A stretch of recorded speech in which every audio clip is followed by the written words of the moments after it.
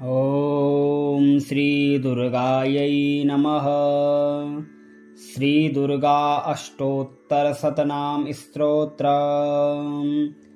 ईश्वर उवाच शतनाम प्रवक्ष्यामि शृणुष्व कमलानने। यस्य प्रसादमात्रेण दुर्गा प्रीता भवेसति। ॐ सती साध्वी भवप्रीता भवानी भवमोचिनी। आर्या दुर्गा जया चाद्या त्रिनेत्रा शूलधारिणी। पिनाकधारिणी चित्रा चण्डघण्टा महातपाः। मनोबुद्धि अहङ्कारा चित्तरूपा चिताचितिः। सर्वमन्त्रमयी सत्ता सत्यानन्दस्वरूपिणी।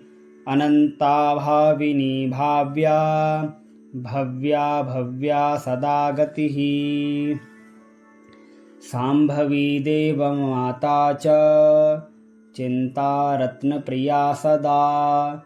सर्वविद्या दक्षकन्या दक्षयज्ञविनाशिनी। अपर्णानेकवर्णा च पाटला पाटलावती। पाटाम्बरपरिधाना कमलमञ्जीरञ्जिनी। अमेयविक्रमा क्रूरा सुन्दरी सुरसुन्दरी। वनदुर्गा च मातङ्गी मतङ्गमुनिपूजिता।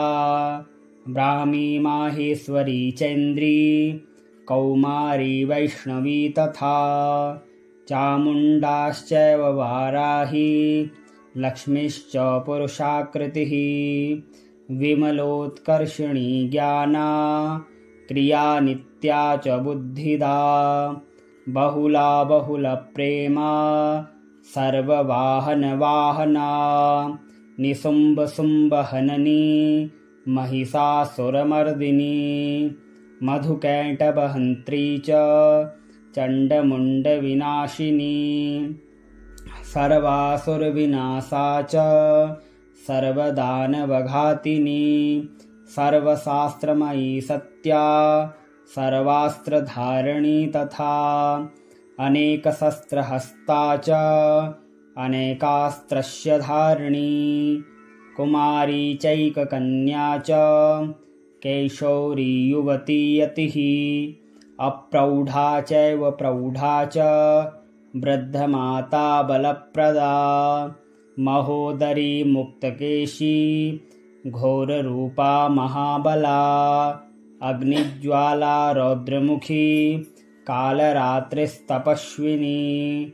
नारायणी भद्रकाली विष्णुमाया जलोदरी। शिवदूती कराली च अनन्ता परमेश्वरी। कात्यायनी च सावित्री प्रत्यक्षा ब्रह्मवादिनी। य इदं प्रपठे नित्यं दुर्गा नाम शताष्टकम्।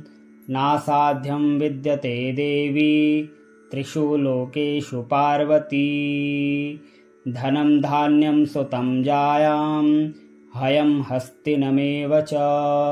चतुर्वर्गं तथा चान्ते लभेन मुक्तिं च शाश्वतीम्।